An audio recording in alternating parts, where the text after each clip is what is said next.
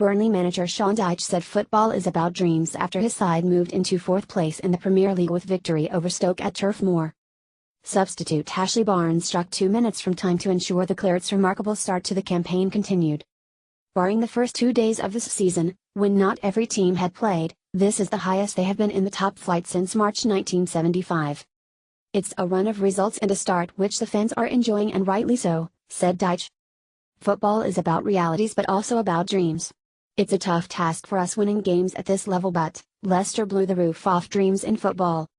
Since 2003, Leicester are the only English club other than Arsenal, Chelsea, Liverpool, Manchester City, Manchester United and Tottenham to have played in the Champions League proper, doing so after winning the title in 2015-16. Barnes' strike, after the ball ricocheted off teammate Scott Arfield, was one of few clear-cut chances in the match, though Stoke's Peter Crouch hit the post early on. Dyche's side climb into the Champions League places above Arsenal, Liverpool and Tottenham, who all play on Wednesday, while Stoke stay 15th. "We found a way to win and a fine goal," said Dyche. "We're not the real deal, we're a side that are improving. I keep reality because this division will eat you alive. We're having a real go at what we can achieve this season." Burnley, good in a tight spot.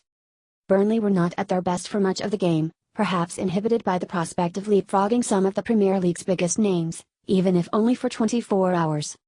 Stephen Defoe was the only Clarets player to have a shot on target prior to Barnes' decisive strike, his second goal of the season.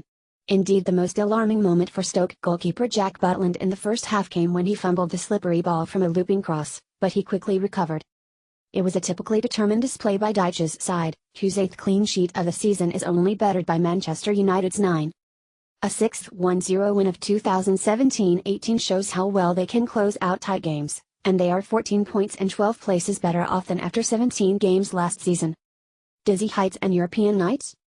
Burnley's climb into the top 4 will have some fans dreaming of the return of European football to Turf Moor. The Clarets' last European venture was in the Fairs Cup in 1966-67, 6 years after a memorable flirtation with the European Cup. Winning the league in 1960 put Harry Potts' side into Europe's elite club competition, and they won both of their home matches. But, after beating Reims on aggregate, defeat by Hamburg in the quarter-finals brought an end to their first European adventure. They looked well placed to return in 1975, but having climbed into the top 3 on 21st of March, a side featuring players such as Leighton James and Brian Flynn eventually finished 10th. Problems mount for Hughes. While Dyche's stock is on the rise, defeat will only increase the focus on Stoke counterpart Mark Hughes. The Potters players were confronted by angry fans at the city's railway station after sharing a train following their 5-1 defeat by Tottenham on Saturday. Hughes hoped that would provoke a response from his players, and he certainly got one in the early stages. But Stoke were ultimately unable to take advantage of an unusually tentative Burnley as they slipped to a 4th defeat in their past 5 games. "Don't tell me that anyone says Burnley deserved to win that, because they didn't," Hughes said. "The lads are devastated. We'll be okay, we're fine. We are working hard to try to turn this around, but I am encouraged by what I've seen tonight." The 16 points Stoke have taken from their opening 17 games is their lowest at this stage of a Premier League season. And Barnes' goal was the 36th they have conceded in the league this season, the worst record in the top flight. Man at the match, Stephen Defoe with the managers said. Burnley manager Sean Dyche, "We're having a real go at what we can achieve this season. I'm not being negative. I'm a realist. There's a lot of challenges coming our way. The fans in the town have got to enjoy these times, why wouldn't you? A lot of psychology goes into some of our planning.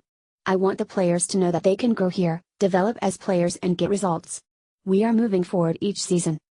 Stoke manager Mark Hughes, "I thought the lads were fantastic and matched everything Burnley threw at us.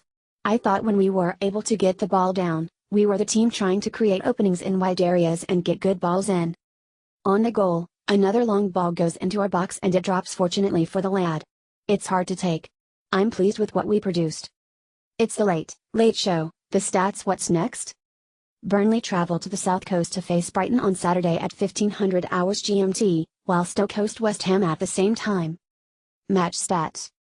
Home team Burnley, away team Stoke.